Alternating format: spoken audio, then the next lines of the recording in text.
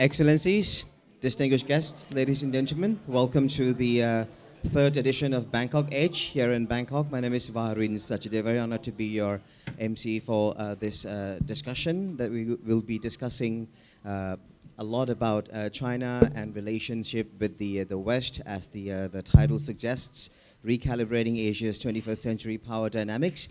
And this session will be moderated by Gwen Robinson. She's the editor-at-large of the Nikkei Asian Review and the president of the FCCT, or the Foreign Correspondents Club of Thailand.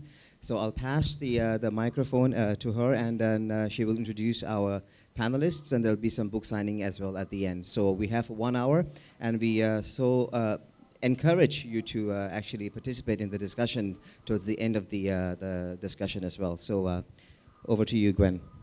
Thanks so much for the introduction, and hello everybody, ladies and gentlemen. As you know, we're here to talk about recalibrating Asia's big power dynamics in the 21st century, and you've probably all read the program notes and know who our excellent panel is, but just to run very briefly through the panelists and maybe tell you a little bit more about them. To my right is Peter Frankopan, Professor of Global History at the University of Oxford and author of the best-selling New Silk Roads, among other publications. And his book, as you know, has spanned everything about Asia, past, present, and in the latest book, The Future. He also has a secret life apart from his academic work and authorship. He runs with his wife a chain of fabulous boutique hotels in the UK, now in Paris and Amsterdam, including one of my favourite hotels I just found out, the Portobello. After him, we've got Frank Dikotter, Chair Professor of Humanities at the University of Hong Kong since 2006, and author of his latest book, How to Be a Dictator, amongst, I think, a dozen books or so, although he specialises in modern China, with a series of books that I think many reputable historians and academics have said changed the way historians view modern China, from his classic Discourse of Race in Modern China to the famous trilogy of recent Chinese history. As mentioned, the books will be there for sale, including Peter and Frank's books. And then last but very not least is Nigel Gould Davies, who is Senior Fellow for Russia, Eurasia, who is about to become Senior Fellow for Russia, Eurasia at IISS, a former British diplomat and author. Nigel is author of Tectonic Politics, Global Risk in an Age of Transformation, and he currently lectures at Mahidol University in Thailand. And from, I think by mid this year, you'll be with IISS as editor also of the Institute's annual strategic survey, and he served in the British Foreign Office for more than a decade, including as ambassador to Belarus, and has held senior government relations roles in the energy industry and is a Russia expert. So we've got a great spread of expertise, and just to recap on the topic today, we're all familiar with the old and traditional sources of threats and tensions in Asia and elsewhere from the Cold War days, security issues being at the fore. But we've seen the rise in our time, recent years, of big new battlegrounds, particularly in fields such as technology, financial, market power, trade. These are all underpinned by deeper and sometimes newer issues, including the impact of climate change on the economies of the region, and also the changing perceptions of security, and with climate change even driving trends like migration, and more recently new and very grave issues such as the panic we're seeing right now over a potential pandemic in the growing scare over the Wuhan coronavirus. These are all issues that affect not just immediate perceptions of security, but I think the way we see Asia and also Asian leaders and governments. It's affecting their policies, how they see not just governing, but diplomacy, security, etc. So I'd actually like to kick off this whole session, and you will have time at the end to ask some questions. We'll leave at least 15 minutes, maybe even 20 for questions. But I'd like to ask each of you panelists how you see the new era of big power competition in Asia and the relentless rollout of China's Belt and Road Initiative, the US responses, for example, its big sweeping vision of the free and open Indo-Pacific, which up to now was a vague concept, and it's now trying to beef up with funding and engagement of regional countries. Also, maybe the sense of how smaller and medium countries are being squeezed and forced to choose sides. Some see it as an advantage, some see it as a disadvantage that countries can leverage.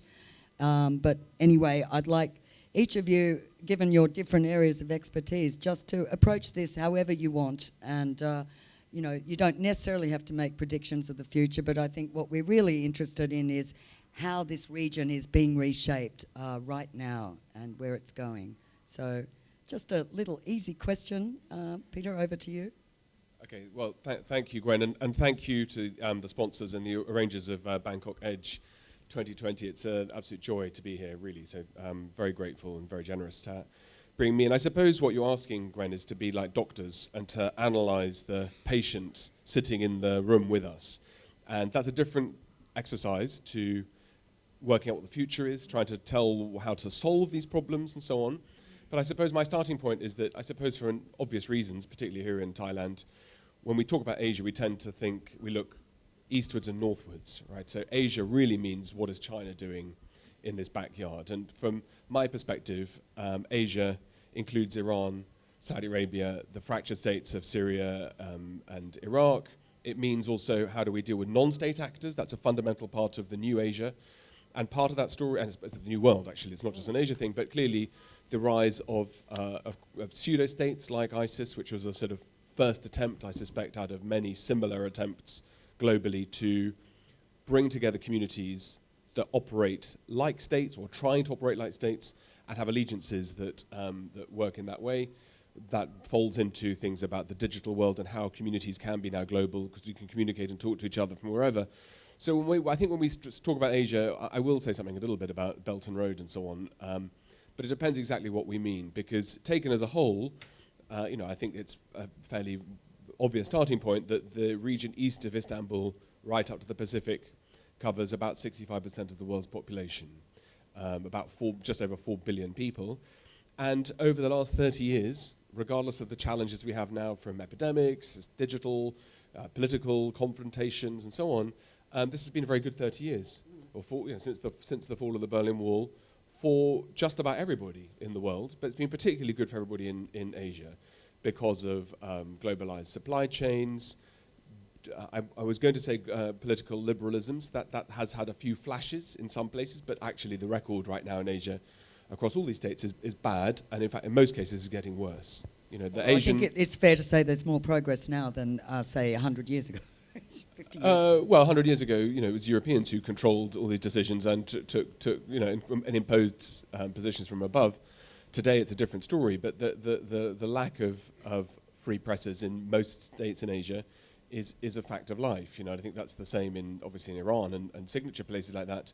But equally, freedoms of speech in places like India and Pakistan, big populations, are highly challenging right now. And one of the difficulties we have, I think, about analysing this world is when so much is going right, how could it be possible that we're trying to make things go wrong? Why, if the fruit is all lined up on the cart outside and looks polished and gleaming and much better than it did 100 years ago or 50 years ago, where is the inspiration to suddenly topple that over and to go back to a world of me-first politics, where instead of working together, we push in different directions? And one of the difficulties is that if you only look at China and you see all the momentum and decisions based out of how we understand Beijing, and that's Frank's specialisms too, then we're ignoring very important calibrations done from Moscow, which I'm sure Nigel would say something from, but also big investments from, Japan still has more investments in Asia than China does, right, outside Japan. And we forget about that story altogether. We forget that South Korea as an investor in infrastructure across Asia is a very significant player, and that's partly distorted. So President Erdogan in Turkey constantly references the Belt and Road, or constantly references the new Silk Roads, making it sound like projects like the tunnel under the Bosphorus is being paid for by China, funded by China. In fact, it's being funded by Japan and by the European Union. So there's a real challenge, I think, to when you see the patient lying on the table. Let's make the patient be alive, right? When you see the patient sitting in your GP study as the doctor, you've got to be very careful to disaggregate and work out exactly what you're looking at. I mean, as far as Belt and Road go, and it's very clear that the ramifications of what happened in 1989 and the fall of the Berlin Wall completely changed Asia. It liberated or led to the independence of all the 15 constituent parts of the Soviet Union. It had very significant consequences in the Middle East as a result. That was one of the factors that led into the first Gulf War. It played a very significant role in China, where that summer had been the Tiananmen Square massacre. And in the winter of 1989, clearly in Beijing, there were high-level discussions about how to stop this happening to China, what happened in the USSR, to stop implosion, to stop the fail of the state. And that was part of a sequence that already started in 78 of looking outside, of trying to open up. But China's growth economically and the challenges that's given to manage their growth from a macro internal perspective, but also how to deal with that with your next door neighbors, is one of the signature challenges of what China's trying to do now, trying to understand China.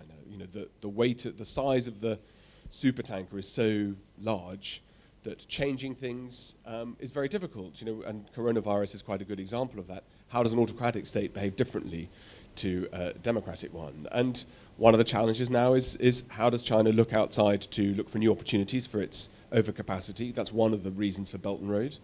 One of the reasons for enhanced security apparatus outside and inside China is about opening up to areas that China has not very much exposure to. The great story of China has actually, in the past, in the last 2,000 years, has been how little China's been interested in the world beyond the Himalayas. I'm slightly going to fudge the Tibet and the Qing dynasty into Western regions, but more or less the landmass we see today as China, there were never really Chinese traders heading down the Silk Roads. It was all done by other people. So coming to terms with new worlds, new systems, and so on, it's quite new for China. But that's one of the reasons why the security apparatus is big. It's one of the reasons why 1 million plus Muslim Uyghurs and other minorities have been penned in Xinjiang, has been about a realization that there are these fragility points coming all over the world of non-state actors in particular. There was a few thousand probably Uyghur, not more than that, who took part with ISIS, but Baghdadi, who was taken out a few months ago, regularly talked about Turkestan and about flying the ISIS flag in Western China. That was enough to spook a jittery leadership that's always been worried about minorities, always worried about congruity, always worried about unity. So there are, I think, a lot of these different factors in stake. So I hope I'm going to leave it there, otherwise I'll talk for the whole hour. But what that means for Southeast Asia, what that means for regions that are non-China and non-US, how one diagnoses those things, I think, is part of a much bigger question.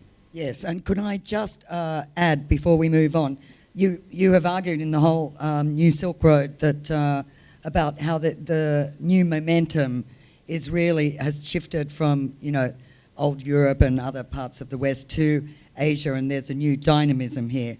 Are you saying that is your perception that there is more change to come, that the region is dynamic and reshaping itself, and is your view overall positive?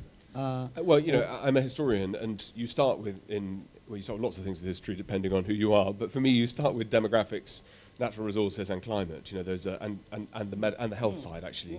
Health and climate are global, always have been.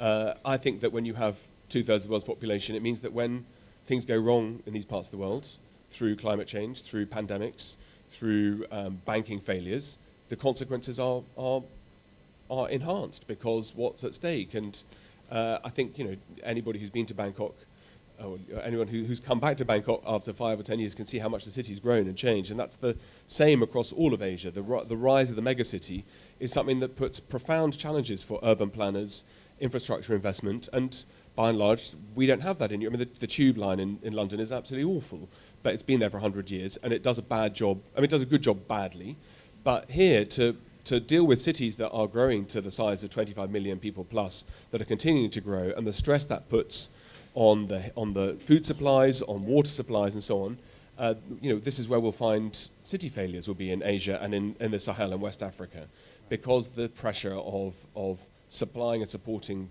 those kind of scale of population. So I think that Asia drives all of these things. I mean, in China, for example, it's 20,000% more beef is imported in China than 15 years ago, because people have become richer. And when people become richer and they have more assets to spend, goods that are launched by Louis Vuitton are launched in Shanghai 6 months before they're launched in Europe, because the primary market for luxury goods have been based in China. And so even now with coronavirus, people not traveling, the cascade through into global affairs, let's hope it's not so bad as everybody thinks. All the masks, not many, was one in here I can see.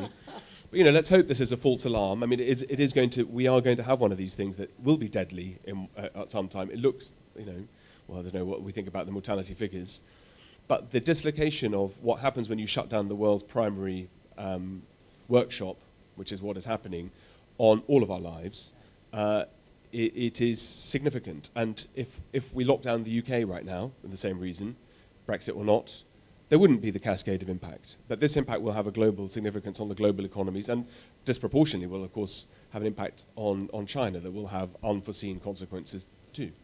Well, thanks for that. Many thoughts there that hopefully we can return to. And you just reminded me, yes, the first full day of Brexit, and that adds to, I'm sure, Asia's sense of insecurity and how it's relating to allies and bigger powers and regions. But anyway, thanks for that very sort of mixed, but overall, I think, positive view of... The patient will survive. The patient will survive. That's good to know, since we're sitting in the middle of the region. Frank, you're smiling. Does that mean you also feel the patient will survive? Well, depends on the patient. But first of all, delighted to be here. I first came to Bangkok in 1985. I've been many times. This is a world-class city. Delighted to be here. I'm not exactly delighted to be sitting right here at this moment. I think you need to speak up, maybe, or maybe put the mic... I said I'm delighted to be here. Is that better? Just say if there's any problems. I'm delighted to be here. Thank you. I first came in 1985. This is a world-class city. Right, you don't have to yell. So fine. Okay. Calm down. Yeah. I'm not so delighted to be sitting here because I'm not a specialist of China. I'm a historian. Stop waving your hand. You can hear me, I'm sure. Now, I'm not a specialist of the present. I'm not a specialist of the future either. There's a Marxist joke which goes like this. The future is easy to tell. It's the past that keeps on changing. It's a Marxist joke. Of course, it's not true. We can find out about the past, the archives I've been using. You can get a rough sense of what's going on. So let me start with the paradox when it comes to China. Let me first get rid, you mentioned Moscow, let me get rid of that one. Russia has an economy which is about the size, smaller than Italy. It's got about the size of Austria. I'm not sure where it is on the map. It's somewhere near Switzerland or so. That one is out of the way. Japan is a democracy. I'm not worried. South Korea, it's a democracy. I'm not worried. China is not a democracy. It's a dictatorship. It says so in the Constitution, 1984, a democratic dictatorship. So I'm worried. But let me start with a paradox, the Socratic paradox, which is precisely why I feel that I shouldn't be here. Socratic paradox is that I know nothing. James Palmer wrote a wonderful article in Foreign Policy a while ago, and the title was Nobody Knows Anything About China. And that's exactly the point I would like to make. We know nothing about their GDP. Elsewhere you measure it. It's not measurable in China. It's a state command. You will produce 6.5%. That's how it works. We know nothing about the size of the population because they can't count, or they count in different ways. We know nothing about their debt. How big is it? We don't know because it's hidden, and they hide it from each other. I'm not trying to say that the central government is hiding these figures from us. They themselves don't know what's going on at the local level. There's a shadow economy, which by definition is hidden, otherwise it wouldn't be in the shadow. We know nothing about the defense budget. We know nothing about what Xi Jinping thinks. Nobody else around him knows what he thinks. For all you know, he doesn't know himself. We know nothing about what people in China think. So good luck trying to find out what's happening there. There's a second paradox, And this happened about 4 or 5 years ago, I noticed. I have a very dear friend, Michael Burley, who's a historian of Nazi Germany, and he started writing articles about China, specialized, just single items on China. So here's the second paradox. Nobody knows anything about China, but everybody apparently is an expert. There's endless experts who will tell you what's happening in China. No, I'm not one of them. I'm a historian. So, I guess the idea is if you are a historian, then you can bring some of your historical background to bear on the present and the future. Well, let me try. What is the past? From the Second World War onwards, it's called the Cold War. And we think somehow that Cold War has disappeared. We're living in an age of globalization. Well, no, it has not gone. Thank you very much. That's very Eurocentric. If you're in Poland or in Estonia, maybe the Cold War is over. If you're in Taiwan, it has not. All those missiles that are pointed towards you are still there. That semi-continent Korea, it's still divided into a north and a south. Of the 5 countries that are still communist, 4 of them are here in this region. So it is a Cold War. In the case of the People's Republic of China, the same families, the same ideology, the same structures, the same one-party state have been in power since 1949. So the aims are quite similar to what happened in an earlier phase under Chairman Mao. Let me move on and talk a little bit about good old Chairman Mao. Well, he spent billions aiding and abetting revolution in countries in Asia, Africa, and of course, South America. The moment the red flag went up in Beijing in 1949, a specialist crossed the border into Vietnam to help Ho Chi Minh and the Viet Minh. Equally with Korea, Kim Il-sung was installed by the Russians in 1945. It is Chinese soldiers who crossed the border in 1950 and did fight the United Nations troops to a standstill. There would be no Korea without Mao. So he spent an awful lot of money trying to gain influence on the world stage. 2 things strike me. First of all, there was at the time no relationship between the amount of money spent and the cost involved, between the image that China was trying to build up and the cost involved. The willingness to spend and the ability to actually pay. Let me give you one example from 1958 to 62. Tens of millions of people were starved to death in the People's Republic of China. In the meantime, grain, rice was exported for free to countries around the world. In Albania, roughly 1/5 of all the food supply came straight from the People's Republic of China. An utterly callous disregard of their own population in order to build up their image abroad. Why? Because the Great Leap Forward was supposed to be a great success, which they then had to demonstrate by giving away food for free, but also they were in competition with the Soviet Union. Now, the second point that is so interesting about this era is that despite the vast amount of money spent, the influence they gained was actually relatively small. I mentioned the Viet Minh, but of course, as you know, Vietnam turned away from the People's Republic. And instead, Cambodia became one of the key beneficiaries from 1975 under Pol Pot to 1979. Not a great deal of influence there. What about Kim Il-sung? He was an expert in playing the Soviet Union against the People's Republic of China. He would never have been able to survive without both of them. Yet by 1958, he was more or less independent from them. He outmaneuvered both and played one against the other. And that surely is also a lesson here, is that small countries have acquired great expertise throughout the entire Cold War to this very day in playing one great power against another. Now, let me move on. You want to hear about One Belt, One Road. What is it? Well, it's the same thing, really.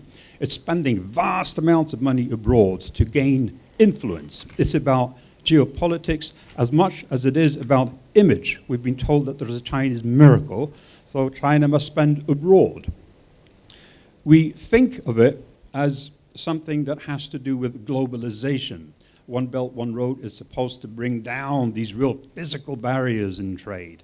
It is meant to somehow bring down the tariffs and facilitate globalization. But in effect, what it really does is allow that massive overcapacity that Peter just mentioned to more easily cross the border and go abroad. It will help primary materials to come into China and finished products to leave. In that sense, it's not all that new. But again, what I find so interesting is that in this financial spree of the last couple of years, vast amounts of money have been spent on projects that are no more profitable than the grand projects that China has built at home. Any visitor in the PRC can see that there are skyscrapers everywhere, gleaming railway stations, airports that are half empty, huge highways lit at night with those kind of lamps, where you can sit in the back of the taxi at 2 o'clock in the morning and read your book in Gansu province, one of the poorest places in Asia, never mind China. Where does all that money come from? Well, it's debt. It's massive debt, just as it was on the Mao. There's just more of it, far more of it. So I would say the same thing. Overstretch. In fact, imperial overstretch. Massive spending abroad regardless of the ability to actually pay. There's a wonderful book I recommend by Denny McMahon called China's Great Wall of Debt. I don't see the People's Republic of China somehow overtaking these places. Mahatma in Malaysia apparently used the term colonization to describe what was happening. I don't see that happening anytime soon. If anything, I think China has already entered an age of stagnation. It will last 10, 20 years, who knows? Just to catch up with the fake numbers they produced would take 10 years. This growth has slowed down if we believe the numbers in the first place. It's becoming extraordinarily difficult with an aging population and a shrinking working age population to keep up with the need to keep that economy ticking over. That's the first thing I'd like to notice. And the second one is that, of course, when we talk about the soft power of the One Belt, One Road, there's also the hard power of the 9-dot line, the South China Sea, the building up of islands, the claiming of maritime territories that go right up to your beach in the Philippines and Malaysia. Extraordinarily delusional claims which are enforced with a with an extraordinary degree of determination that has the precise opposite effect of what the One Belt, One Road was supposed to do. It alienates many countries. It turns them against China. With Malaysia, even with the Philippines, Indonesia, other countries that see it with an increased reluctance. To some extent, you might say that not since the Cultural Revolution has China had so many enemies, so much ill will. Chairman Xi Jinping has effectively alienated every neighbor. He's managed to turn a superpower called the United States into an enemy. That wasn't the case 3-4 years ago. He's managed to rattle the cage even of the Canadians, who are so naive. So one by one, countries are viewing it with an increased skeptical distance. So what we are seeing really is not just imperial overreach, but also a whole chain reaction throughout Asia and the rest of the world against the People's Republic and its ham-fisted approach. I live in Hong Kong, and surely the demonstrations in Hong Kong are merely one aspect of a region-wide protest against the practices of the People's Republic of China and its determination to shut down very, very basic freedoms. I'll stop there. Thank you very much, Frank, for that very happy prognosis, very happy portrayal of, I'm being ironic.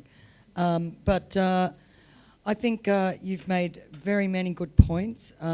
However, as we're sitting in the middle of Southeast Asia, you can see still that, and I think you brought this up in New Silk Roads, Peter, that in the end, the bottom line here in this region is money speaks. So therefore, I think China's BRI, even with imperial overreach and all that, but as you point out, it'll take a long time to kick through.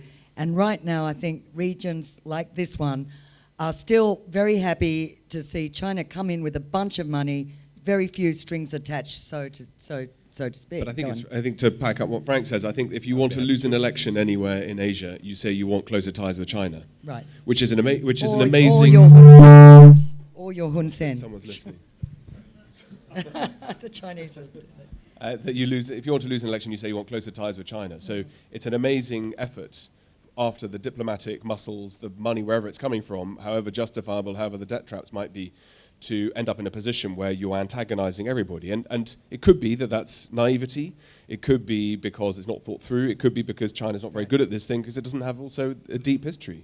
Well, yeah, they're learning quickly, and we've seen a bit of a push, a pedal back from the, Xi Jinping's last speech on BRI showed a sort of effort to be a kinder, gentler. But I think that question was really, just to preface, the main question was, are you then saying that, because there's two sides to this equation, and the whole thing we were talking about at the beginning of the US and Asia, US in Asia as well as China, do you think that in a way the Trumpian view of and the willingness to take on China, precisely saying some of these things that you say, is in some ways correct? I'm not asking you to endorse Trump, and I hope you wouldn't, but no, never. But you know how he has portrayed the whole free and open Indo-Pacific. Never ever say anything about Trump. Let's leave Trump out of it. The US It's position. always a bad idea, but Yeah, I can tell you very one bad thing. idea. If Orange Man dies tomorrow morning, you will not see any shift in the political landscape in the United States. This is across the board, across the political spectrum. There's extraordinary distrust and awareness of the People's Republic of China. This is a country that has done so much to help the so-called reform and opening up from 1972 onwards. And this is very much a country that feels deeply betrayed and taken advantage of. So even without Trump, this is an extraordinarily sea change, a very different situation. And Absolutely. ultimately, as I pointed out earlier on, this is a one-party state, a Leninist one.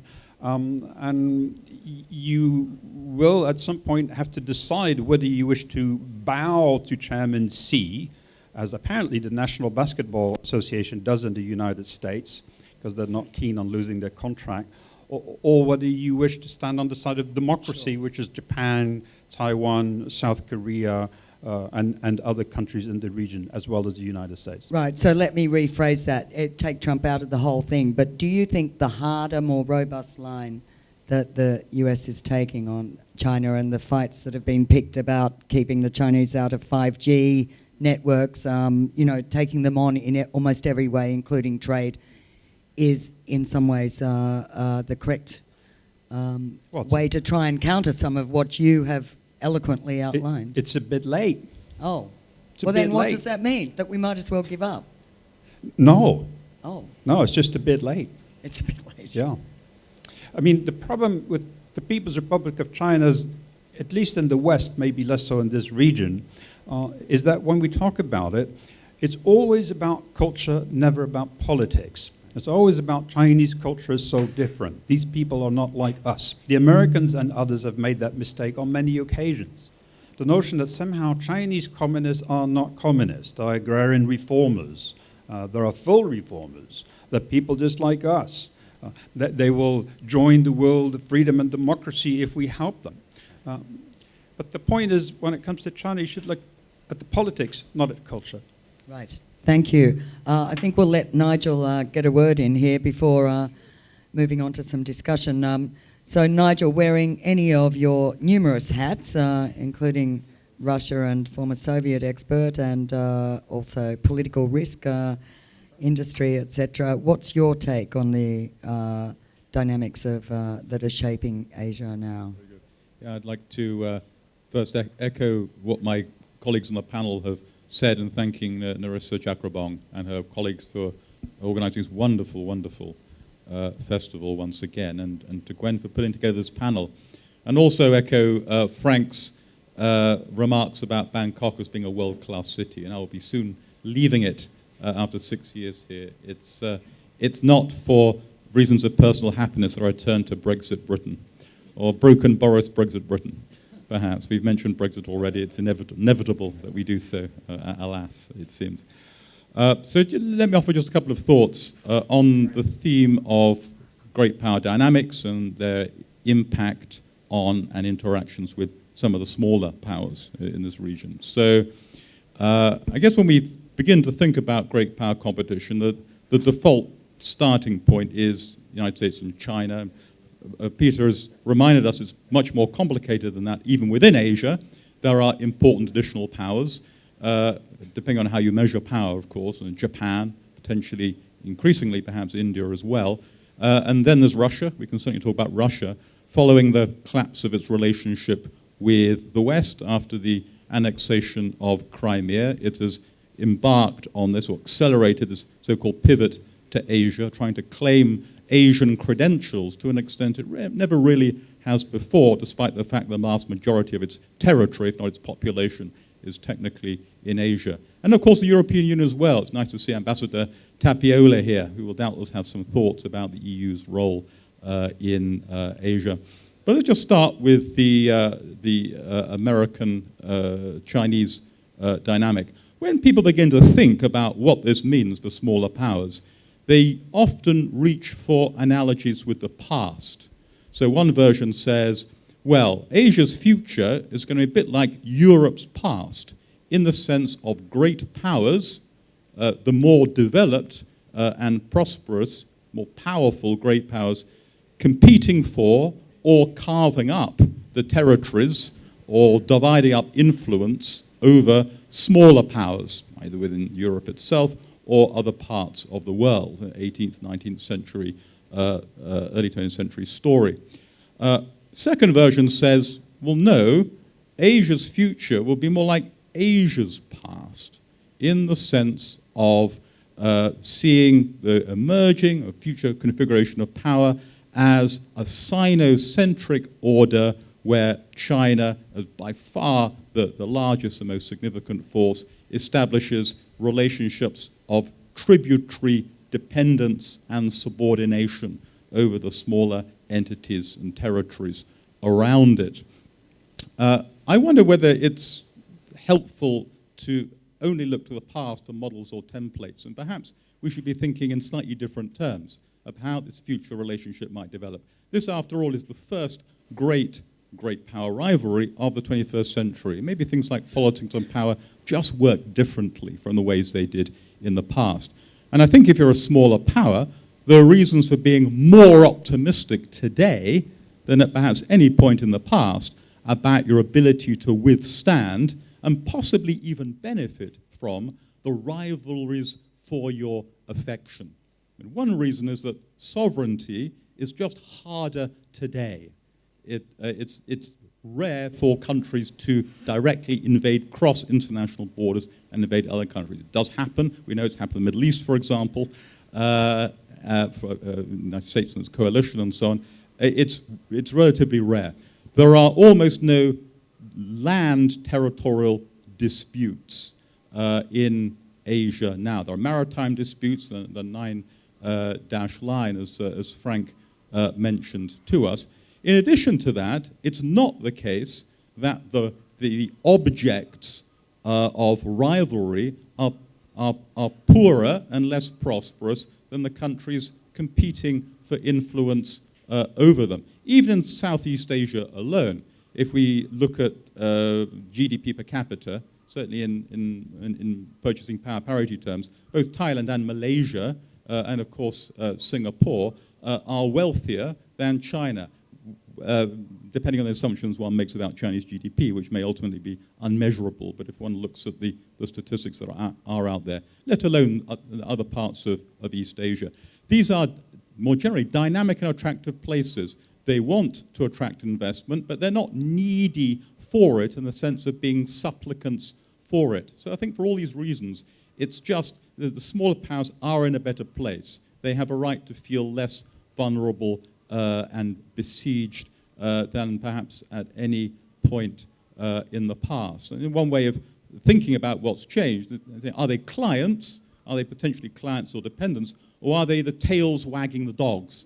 We even had some examples in the Cold War, of course, the smaller countries manipulating the larger ones, hedging their bets, balancing between them, while resisting an ultimate choice. Now, you do at the moment see in this part of the world some very strong choices and preferences being made. Relationship of Cambodia with China is a case in point. But I think most of the others, Laos well possibly and increasingly, most of the others, it's more sort of variegated and conditional and complex. There's no decisive tilting one way or another. So that's one point. Second point, a new element of uncertainty has been injected into all this by the election of Donald Trump and the policies he has introduced. And one way of thinking about this is that America is now using a concept of power which with a much narrower bandwidth than before. It's much more about hard power. It's much more transactional, very, very different from the so-called smart power concepts developed under his predecessor, including by Hillary Clinton when she was Secretary of State. So think about trade and the role of economics in exerting wider influence. We've talked about BRI, and fascinating and very significant that BRI itself is now inducing increasing anxieties. It's not only attractiveness, one might say even elements of a negative soft power. We have the example of Sri Lanka, example of Malaysia and so on. And these are relevant not only to those countries themselves, they ripple out. Other countries notice this. I mean, they begin to think in new ways about the risks of becoming increasingly dependent on China's finances and China's project building. But in the case of Trump, with the withdrawal from the Trans-Pacific Partnership, you have a very deliberate, essentially mercantilist, sort of America first, rejection of the idea that trade relations can foster a broader benefits to the relationship. Remember, Ash Carter, former Obama-era defense secretary, said before, of course, TPP had been reaching its final stages, said, for me, defense secretary, not commerce secretary, defense secretary, TPP is equivalent to having an extra aircraft carrier. So very explicit American statement then of the security value of fostering economic relations. Trump is withdrawing that.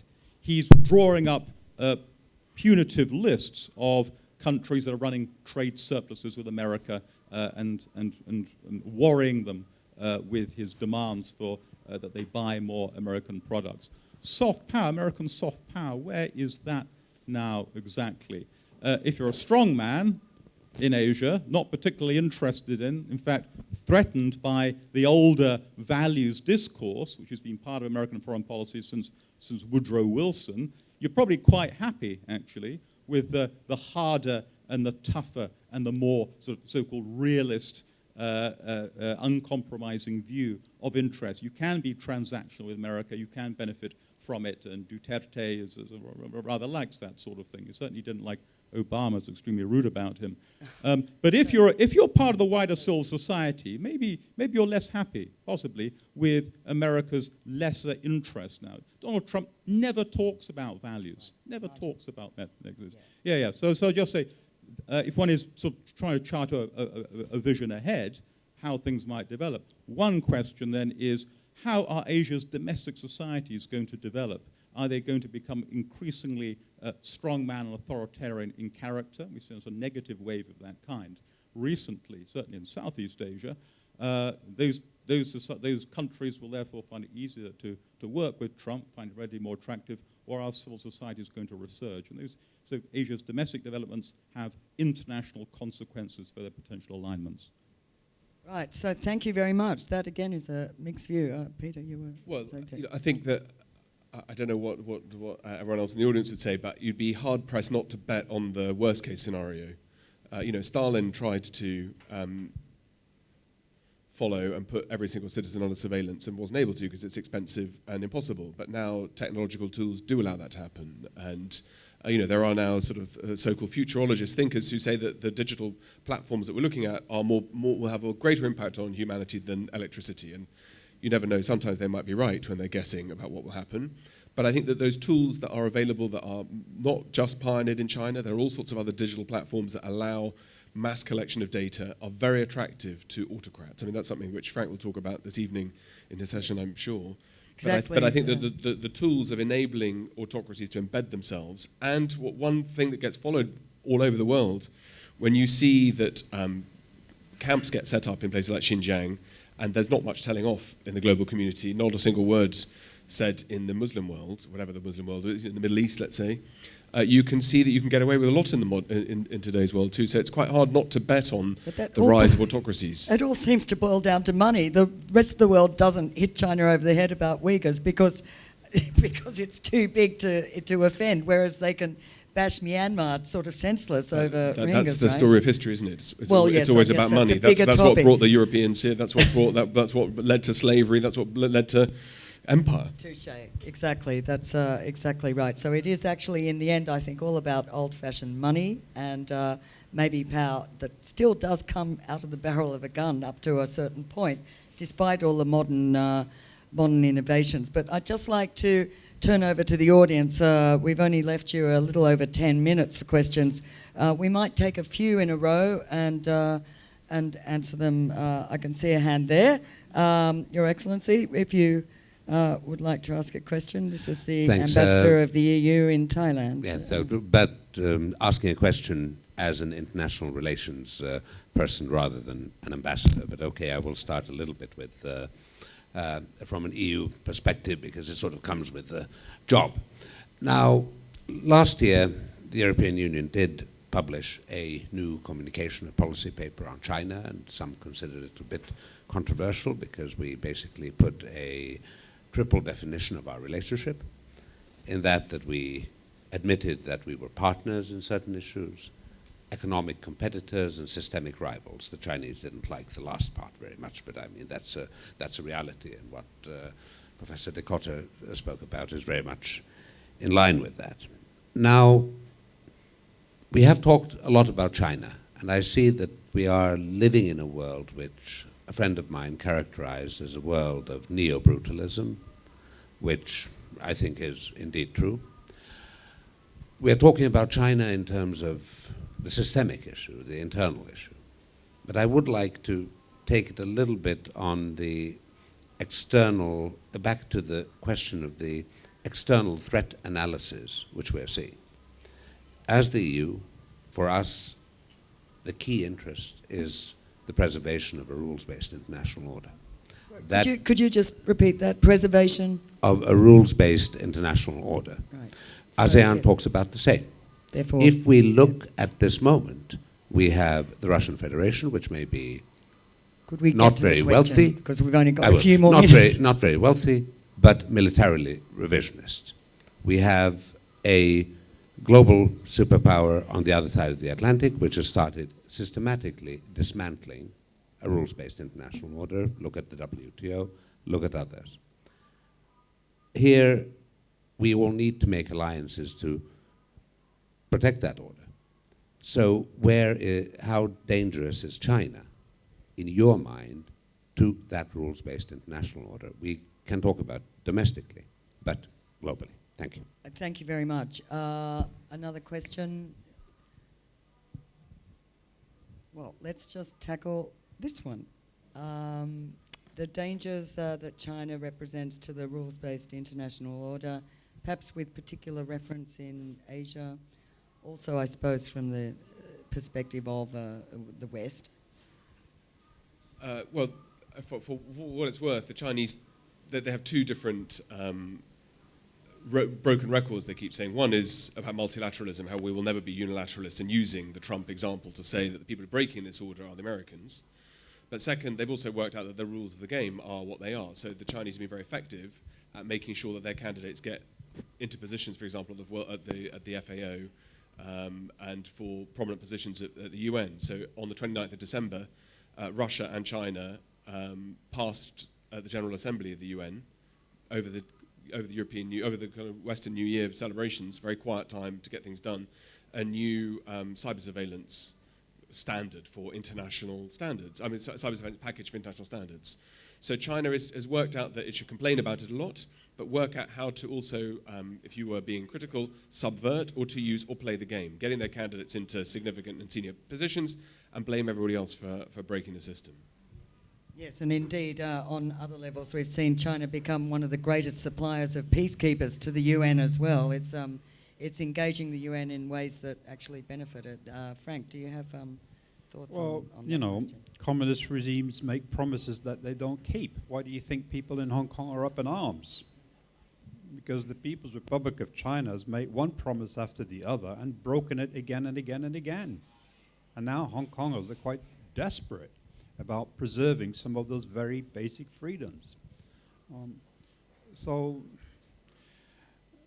it's about a power dynamic, not about rules.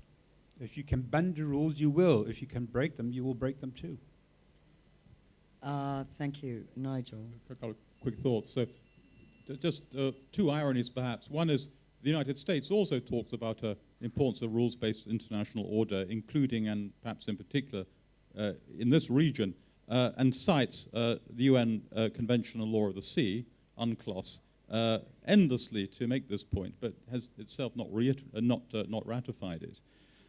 As for the EU, it seems to me the EU-China relationship is not only about China, it's also about the EU as well. And of course there is growing disquiet, going back to Gwen's point, about the power growing out of, actually not out of the barrel of a gun, but out of a project or an enticing investment, that China is becoming more and more successful at disuniting the EU, at picking off particularly some of the eastern and southeastern member states of the EU, and diluting EU positions as a result of that. And finally, I just want to go back to Peter's earlier point about the disquieting, increasing authoritarian consequences of digitality and virtuality. It's absolutely astonishing and very fundamental. It strikes me how the discourse on that has turned on a dime in the past 10 years. A decade or so ago, the spread of virtuality was seen as a liberation technology that would empower civil societies because strong men and oppressive regimes could no longer control the flow of information ideas across their borders. And now we have the absolute opposite discourse hardening into place. It's a profoundly worrying consequence. Yeah, in fact, I think, not to digress any further, but your example of the cyber surveillance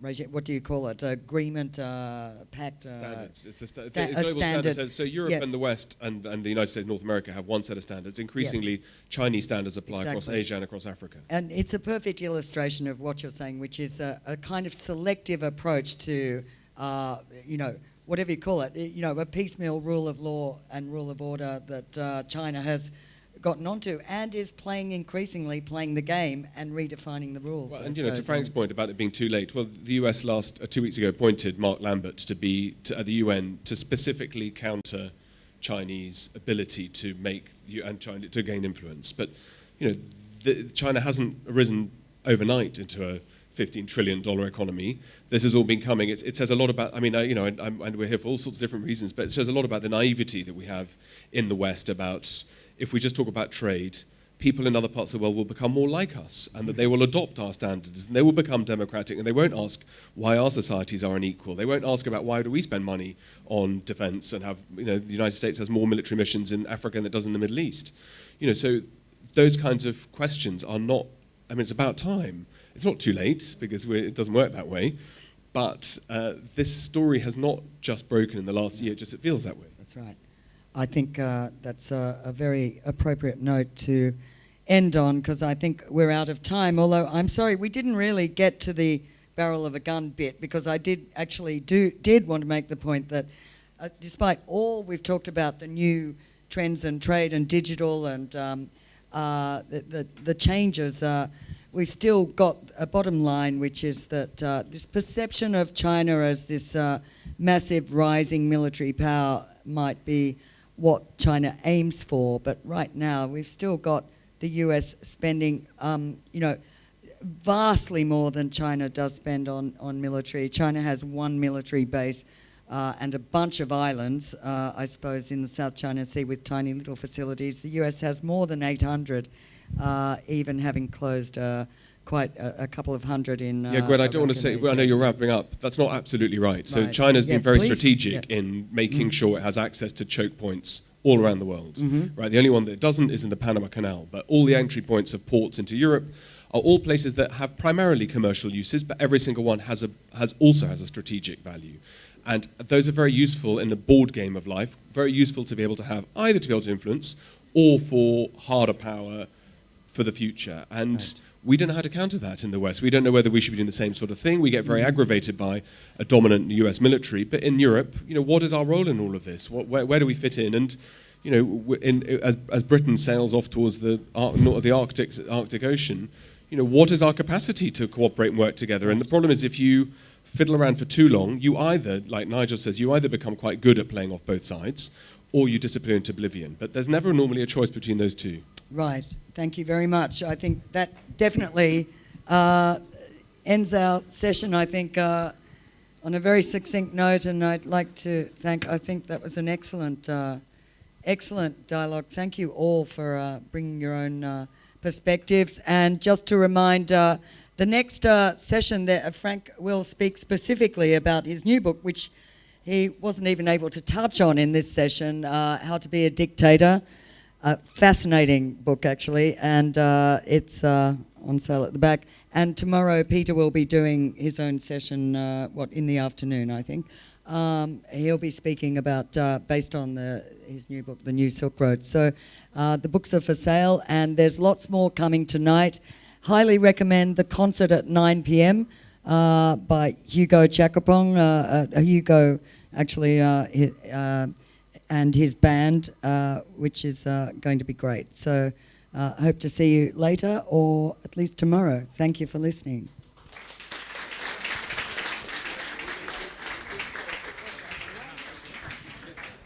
So the next session will be at 6 o'clock, How to Be a Dictator, and there'll be some book signing at the moment, so we have about half an hour. If you're interested in books by Peter and Frank, there'll be a book signing in front. Thank you.